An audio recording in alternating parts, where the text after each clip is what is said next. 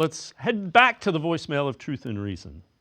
Hey guys, during the summer, me and some other callers all said about holding players accountable. Your answer was it's a different era nowadays. Nobody does that. Okay, well, how about on the other hand, if they're going to get paid anyway and nobody's going to hold them accountable for nothing, when you're winning, everything is great.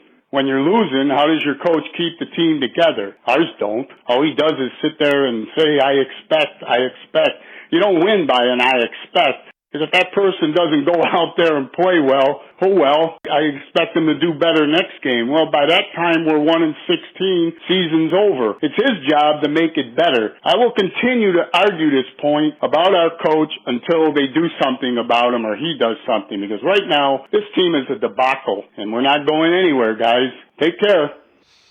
As always, we appreciate the voicemails. So I can't argue about the job of a coach is to keep the team together, but they started 5 quarterbacks last year and made the playoffs. I mean, I'm not quite sure what you want them to do like that. Now, they were winning, I will give you that, but 5 different quarterbacks they started, 4 of them in games that mattered, and they made the playoffs and won 11 games.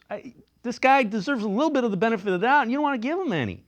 Now, again, I've said this, and I said they don't do it publicly.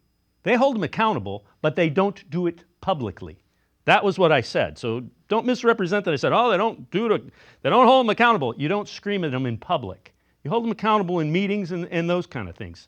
I'm not in the meeting rooms. Maybe you're right. My thought and what I have heard is that he does hold those guys accountable. But I digress. They have an opportunity right here. We'll find out. If they lose 3, 4 more in a row, you can call back and say he didn't rally his team. If he starts winning games and they get back to 3-3 or 4-3, you need to call back and say, hey, he rallied his troops.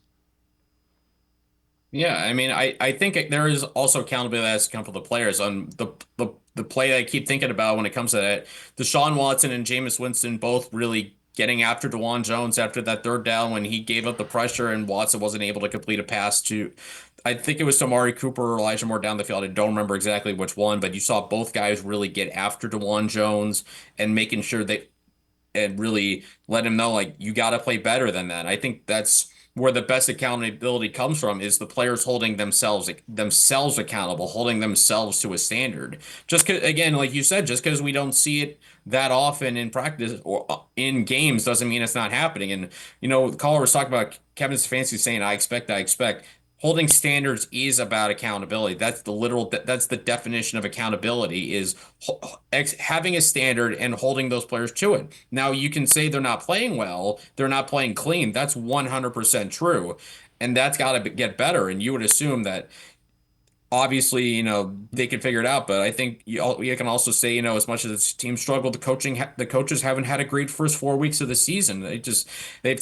Offensively, they've taken too long, it seems, to make adjustments. The defense seems like it's still struggling with the same things it was a year ago, and really getting a strong effort too late in a lot of circumstances and not being able to really pick things up in the middle of the game to the point where you have to essentially play from behind and where you have to recapture momentum at the end of the game. You're just not able to do that. Yeah, and again, I guess what I'm saying is the days of screaming at a player and grabbing him by the face mask, those don't exist.